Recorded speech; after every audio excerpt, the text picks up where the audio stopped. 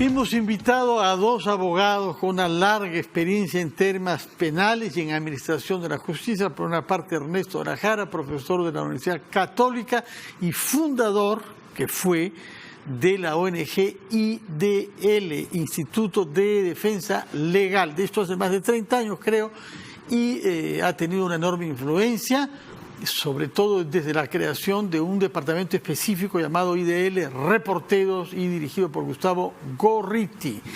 El Keiko Fujimori dijo que no se trataba de un proceso judicial, sino una persecución política fruto de una concertación entre ONGs con intereses privados, entre fiscales con una obsesión contra ella, medios de prensa que buscan el sensacionalismo y el gobierno de Vizcarra que evita la fiscalización. ¿Se siente usted concernido o no por haber creado esa ONG IDL que muchos indican como un gran titiritero en la escena pública? Primero, muy orgulloso de haber sido uno de los fundadores del IDL en el año 83 y haber trabajado ahí 33 años. Lo cual, como digo, me siento muy orgulloso y me siento muy orgulloso que siga siendo un papel fundamental tanto en IDL Reporteros como en la defensa de los derechos humanos, como en los medios de comunicación, todo. Pero nosotros, habría que decir, primero, en términos humanitarios, lamento la cárcel de todas las personas, como ustedes comprenderán, pero los grandes responsables de estar en esa situación es quienes han cometido los hechos que están siendo investigados. En este caso, la señora Keiko Fujimori. Pero Fernando, mire, veamos además lo que ha ocurrido acá, confirma nuevamente que no es ningún complot, ninguna mala intención contra la señora Fujimori. Estamos hablando primero, ya hubo un fiscal provincial que requirió previsión preventiva. Hubo un juez diferente al actual Zúñiga, fue Concepción Carhuancho, que le dio prisión preventiva. Hubo 3 magistrados, no 2, 3 magistrados que confirmaron la prisión preventiva. Después, a nivel de la Suprema, hubo 6 magistrados de la Corte Suprema que consideraron que había que darle prisión preventiva a Keiko. Después, a nivel del Tribunal Constitucional, hubo 3 magistrados del Tribunal... Minoría, pero sí, 3. Sí. Y los 4, hubo 1, ¿no es cierto?, Ramos, que se refirió a una cuestión del poder político. Fue un voto muy, muy irregular. Eran 4 que estaban contra la prisión preventiva, claro, por muy confuso que haya sido el voto de Carlos Ramos. Pero fíjense la cantidad, y hoy nuevamente volvemos, y hay un fiscal que requiere la prisión preventiva, y un juez diferente que le da la prisión preventiva. Algo hay, ¿no? Vamos 15 meses a Keiko Fujimori. Señor Carlos Caro, usted es un litigante de terreno, pero nosotros saber que no ve casos que tengan connotaciones políticas que estén concernidos por esto. Efectivamente. Y ha tenido, sin embargo, algunos casos con mucha notoriedad política en el pasado, ¿no? Me parece. No política, empresarial. Ya, pero no ha tenido nunca que ver con el caso de Keiko Fujimori. No, para nada. Para nada, no ha tenido ninguna parte. Muy bien. Hemos escuchado lo que ha dicho el señor de la Jara. Quería comenzar preguntándole, ¿el juez Zúñiga actuó como un juez de garantías? ¿Supo guardar el equilibrio entre los derechos de la defensa y la acusación fiscal? Bien, Fernando, esta expresión juez de garantías proviene del derecho procesal chileno, donde acá se le llama juez de investigación preparatoria, pero su función principal es controlar la acción de la fiscalía. El fiscal puede pedir el cielo, el juez tiene que controlar. Y acá, desde mi punto de vista, han habido algunas cosas que sí merecen alguna crítica, independientemente del resultado final, que es el hecho, por ejemplo, de la prolongación de las audiencias, ¿no? Estas medidas son medidas rápidas, son medidas urgentes, ¿no? Las horas de audiencia acumuladas a lo largo de estas semanas han sido aproximadamente 100. En ningún país que yo conozca, y en ningún caso que yo conozca acá en el Perú, una audiencia de prisión preventiva se ha prolongado por tanto tiempo. Ha habido un debate tan profundo en relación a las pruebas y contrapruebas que se ha desnaturalizado, desde mi punto de vista, la función de una medida urgente. O sea, imaginemos que la señora Fujimori fuera una prófuga de la justicia, ya habría tenido 30 días para irse del país y desaparecer. Y creo que esa no es la idea. En los Estados Unidos, por ejemplo... Punto, permítanos conocer la opinión de Ernesto de la Jara. A ver, si bien yo creo y coincido que deberían ser más rápidas las audiencias, lo que pasa también que hay varias explicaciones sobre esto, ¿no? En primer lugar, recordemos que acá, a nivel de la Corte Suprema, se ha establecido que se requiere una sospecha fuerte, grave, incluso una sospecha más que la sospecha suficiente, más que la sospecha que se requiere para una acusación. Entonces, al ser varios delitos que involucran a un montón de personas, hace también que se extienda las posibilidades para plantear los elementos de convicción para lograr demostrar esa sospecha fuerte. Por otro lado, tenemos un tribunal constitucional que, como he dicho, le ha dado prisión preventiva desde la primera instancia hasta la Corte Suprema y de repente dice que no hay la debida motivación. ¿No está estimulando el Tribunal Constitucional para que los fiscales y los jueces se demoren más a la hora de motivar todos los elementos de convicción? Eso por un lado. Hace poco acaba la Comisión Interamericana de Derechos Humanos sacar un informe muy importante sobre corrupción y derechos humanos y dice, debe ser todo este proceso de juzgamiento en general, todos los procesos de anticorrupción deben ser en un plazo razonable. Sin embargo, pone condiciones. Depende del caso, la complejidad, la actitud de las personas. O sea, ¿quién demora además permanentemente todo? La misma imputada. ¿Por qué no dijo desde el primer momento, ¿no es cierto?, que había recibido esa gran cantidad de plata que ahora se ha descubierto, que ella dijo, no, siempre lo presenté todo ante la OMP y siempre lo he bancarizado? Y poco a poco han tenido que presentar más de 50 falsos aportantes. Hay más de 50 falsos aportantes. Entonces, ya hay dos niveles de obstaculización. Todo lo que ha habido con los falsos aportantes y después todo lo que ha habido, que es bien interesante porque ahora sí se ha puesto sobre la mesa las relaciones con Inostroza, las relaciones con Chávarri, las relaciones con el Consejo Nacional de la Magistratura. Ese tipo de obstaculización que justifica la prisión preventiva no se da en los delitos comunes, pero sí se puede dar en este tipo de delitos. De acuerdo. Señor Caro, ¿ha quedado convencido respecto de la duración de las audiencias y los argumentos que ha hallado el señor de la Jara? Yo creo que el punto, pues este es un punto formal de la duración, no va a ser un punto fuerte para la apelación. Creo que el tema fuerte de la apelación va a ser los elementos, no tanto del delito, sino respecto de lo que es peligro procesal. Y el público creo que está bien instruido de que para una prisión preventiva se requiere prueba del delito, lo que se suele llamar graves y fundados elementos de convicción, y todos tenemos la sensación de que acá hay algo, la Fiscalía tiene un caso, y la Fiscalía debe de formular la acusación e ir a juicio, cosa que pasaría a partir de abril según el actual fiscal Vela. Pero lo otro, que es el tema del peligro procesal, creo que es el ángulo que no ha tenido mucha fortaleza en la decisión del juez por lo siguiente, ¿no? Porque al final del día todo da vuelta sobre algunas cosas que ya el Tribunal Constitucional y la Corte Suprema han zanjado. Por ejemplo, ¿no?, el juez ha vuelto a reiterar el argumento de que la pena alta, que sería 15 años potencialmente, es una pena que permite inferir de que ella podría rehuir la acción de la justicia. Suponiendo que eso sea cierto, la Corte Suprema en el Acuerdo Plenario 1/2019 lo ha rechazado tajantemente. La Corte Suprema ha dicho en ese acuerdo plenario que una pena elevada por sí misma no es un elemento que permita concluir que hay peligro de fuga. Otro tema, por ejemplo, el tema de organización criminal. La Corte Suprema, también en este mismo acuerdo plenario, ha dicho de que el hecho de que haya una organización criminal implica probar que la organización criminal sigue viva y coleando. O sea, no es que hubo en el pasado, no es que al momento de la comisión del delito había una organización criminal, sino tendría que probarse de qué manera esa organización criminal tiene brazos largos para ayudarte a rehuir la acción de la justicia. Y esa es la parte donde yo no he visto... Usted ve que hay debilidades ahí. Pues en ese punto. ¿Comparte usted la sensación, señor de la Jara, que sobre esos dos puntos y la posición tomada por la Corte Suprema hay debilidades argumentativas de la Fiscalía? La verdad que no comparto en este punto, sí discrepamos, porque si bien creo que en alguna serie de casos es difícil demostrar esta obstaculización y este peligro de fuga, en este caso se han dado muchos elementos y justamente por eso se ha demorado tanto la audiencia, porque si bien ha citado un elemento que es importante, ha dicho, la prognosis de la pena, que es como unos 15 años mínimos, es alto y cada vez se va acercando más la posibilidad de que Keiko Fujimori sea condenada. Entonces eso aumenta la posibilidad de que ella se pueda fugar. Pero no es el único elemento que ha dicho de obstaculización. Si hubiese quedado ahí, se aplica lo que ha dicho el doctor Caro, es decir, ya la Corte Suprema ha dicho que no basta decir solamente la gravedad de la pena. Pero ese ha sido uno de los elementos que me parece válido también. La posibilidad de fuga se incrementa en la medida que tú sabes que lo más probable es que te van a condenar a una pena alta.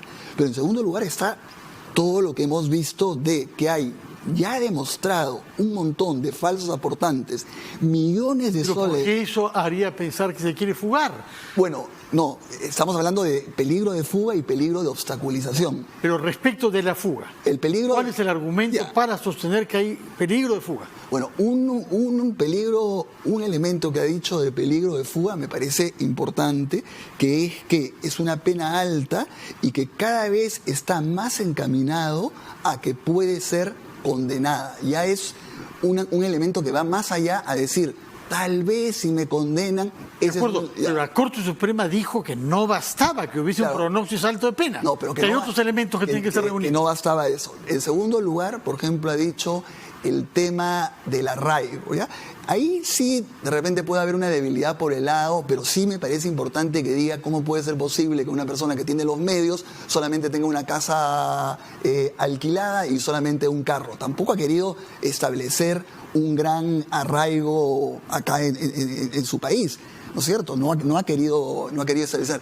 Y lo otro es la actitud que ella tiene frente a la justicia en general. Sí me parece importante, que es para darse cuenta que es una persona que puede ser capaz de transgredir la norma. Por favor, el que haya tenido estas relaciones con el fiscal de la Nación, con Inostroza, con el Consejo Nacional de la Magistratura, para impedir que ella sea procesada y juzgada, revelan una actitud que ella está desesperada y que va a hacer cualquier cosa por... Señor Entonces, Caro, ¿qué de lo dicho por Ernesto de la Jara le parece convincente y qué le parece insuficiente? No, sin duda que este es un tema abierto al debate, ¿no?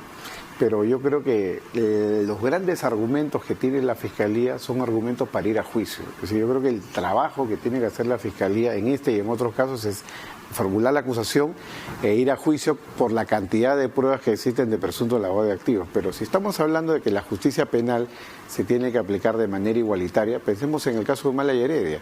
Ellos tienen ya no solamente un proceso, sino tienen una acusación hace más de un año, donde se les ha pedido a ambos pena de más de 20 años y nadie está pensando en prisión preventiva.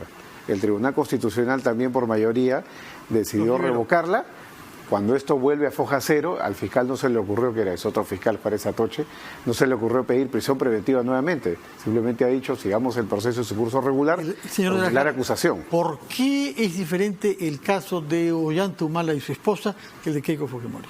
Bueno, en primer lugar, porque en el caso de Keiko sí hubo un pronunciamiento de la Corte Suprema. Recordemos que 6 magistrados de la Corte Suprema se pronunciaron a favor de la prisión preventiva.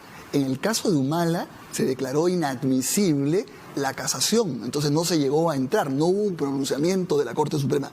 En el caso de Keiko Fujimori sí hubo. Además, si bien la prisión preventiva en los dos casos debe ser excepcional, son casos completamente diferentes, porque en el caso sí de Keiko Fujimori se ha comprobado, como digo, esta presión a los falsos aportantes para que cambien de versión, que es la típica obstrucción durante un proceso. Y no solamente eso, sino recientemente, en este año, se ha vuelto a comprobar que uno de los testigos protegidos que iba a declarar, se le acercó uno de los abogados. ¿Está confirmado eso, señor Caro? Porque eso es importante en el sentido de que Keiko Fujimori y su defensa han sostenido que no hay nada nuevo respecto al material jurídico que vio el Tribunal Constitucional. Entonces, cabe la pregunta, ¿es cierto que no hay nada nuevo en estos últimos 2 meses? No, hay mucho acervo probatorio nuevo. La pregunta se equivoca la defensa cuando sostiene. Desde mi punto de vista, hay nuevos elementos. Está la declaración de Jorge Yoshiyama Sasaki, entre otros elementos probatorios nuevos que se han puesto sobre la mesa. Pero como yo repito, todos esos son nuevos elementos para ir a juicio. Es decir, nuevos elementos que fundamentan los graves y fundados elementos de comisión, que es decir, la presunta comisión del delito, acusación, vamos a juicio, como Humala y Heredia. En el caso de Humala y Heredia también hay un tema de falsos aportantes, y está en la acusación. Ahora que hemos visto en las últimas semanas el control de acusación de Humala y Heredia, también tenemos ahí falsos aportantes, falsas declaraciones ante la OMPE, las de los pagos formulados por Odebrecht.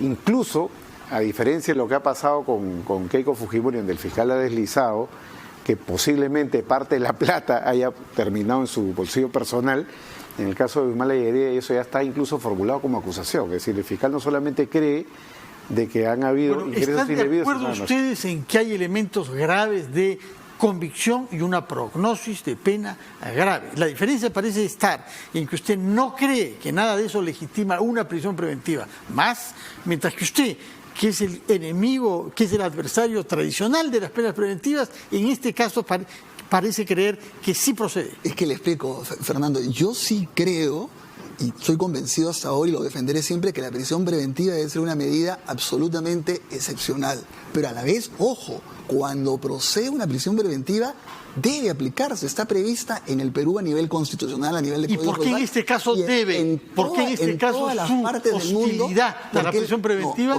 no se aplica? ¿Por qué le digo además? Porque por un lado estamos protegiendo la libertad, que es un derecho esencial, pero por otro lado estamos protegiendo el derecho y el deber que tiene el Estado de sancionar un delito. Recordemos, hay que ubicar este caso y el de Humala y todos los casos que estamos viendo de corrupción en un proceso de gran corrupción que se ha descubierto, que involucra a candidatos, presidentes, grandes empresarios, todo. Que vamos a dejar que esto quede en nada, sería gravísimo para el país. Entonces, por eso yo creo que, y además, en este tipo de casos es completamente diferente. ¿Por qué? Porque no es lo mismo evaluar el riesgo de fuga o el riesgo de obstaculización de lo que puede ser una banda, por ejemplo, que roba celulares, que es terrible también, no estoy minimizando ese delito, pero lo que puede ser una persona que tiene congresistas, que tiene fiscales supremos a su favor. Es decir, recordemos, todavía está Chávarri y 2 fiscales supremos en la Junta Fiscales Supremos. Todavía hay varios vocales supremos, todavía está Inostroza, que no está detenido. Y además, siempre cuando de repente se va donde Keiko, se dice, ¿pero qué pasó con Humala? Pero a Humala también se le dio prisión preventiva y, ojo, si bien pero salió por decisión del TC y quedó afuera. Tanta la sentencia del TC en el caso de Humala como la sentencia en el caso de Keiko es sumamente polémica, y por eso es que siempre fue 4-3 en los dos casos diferentes, pero yo creo que en los dos casos el Tribunal Constitucional se excedió. Yo creo que entraron a ver el fondo del asunto que no les corresponde, porque recuerde, Fernando, que el habeas corpus ya es una medida excepcional, es un proceso constitucional excepcional frente a la vida ordinaria.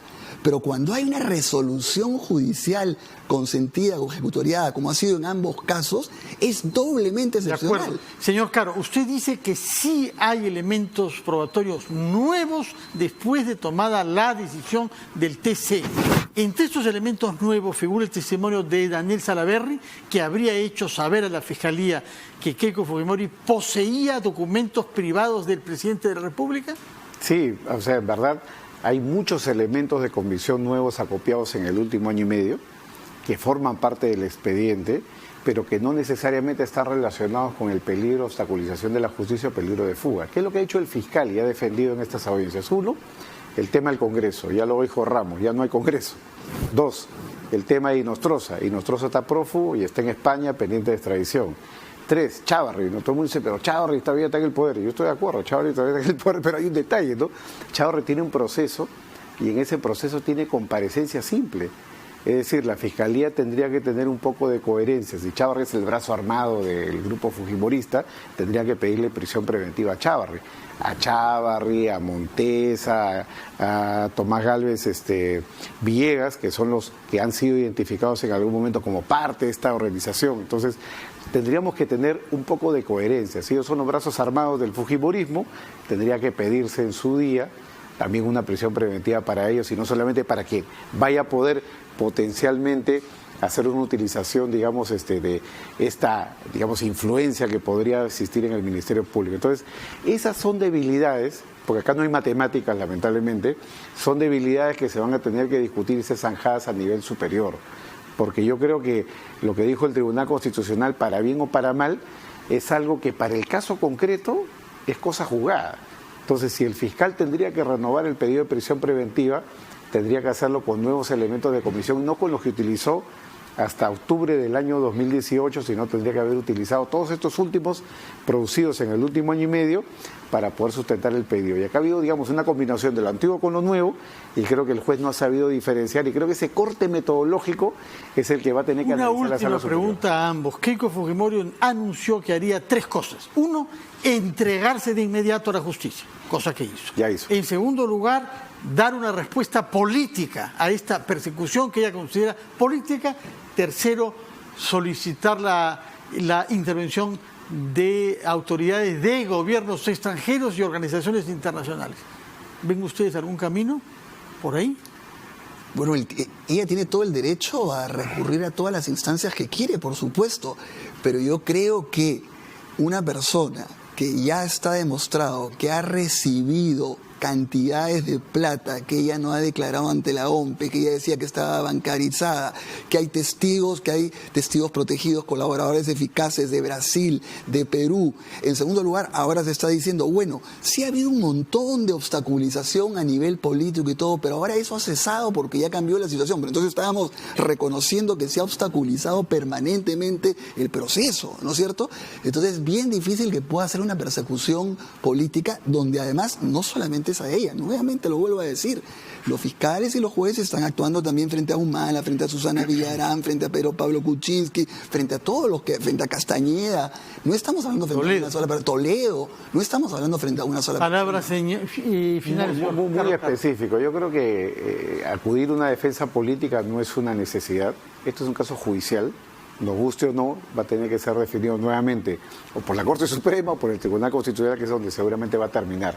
Y lo segundo, el tema de recurrir a instancias internacionales, y Ernesto lo sabe bien, eso está condicionado a que se agoten los fueros internos. O sea, no se puede recurrir a la Corte Interamericana o a la Comisión, salvo que se piense que el Tribunal Constitucional y la Corte Suprema están tomadas por el Poder Ejecutivo, cosa que no es verdad. Tendríamos que estar en el tipo del chavismo para que algo así se pueda sustentar. Con lo cual, esto es un tema que se tiene que definir judicialmente. Bueno, muchas gracias, señores abogados. Realmente es un placer poder escuchar dos puntos de vista distintos de dos juristas diferentes sin que se vaya más allá de los argumentos jurídicos y sin que hostilidades personales puedan cegar el criterio. Muchas gracias por su presencia, que tengan buenas noches. Tenemos mañana a las 7 de la noche una nueva cita aquí en RPP para saber quién tiene la razón.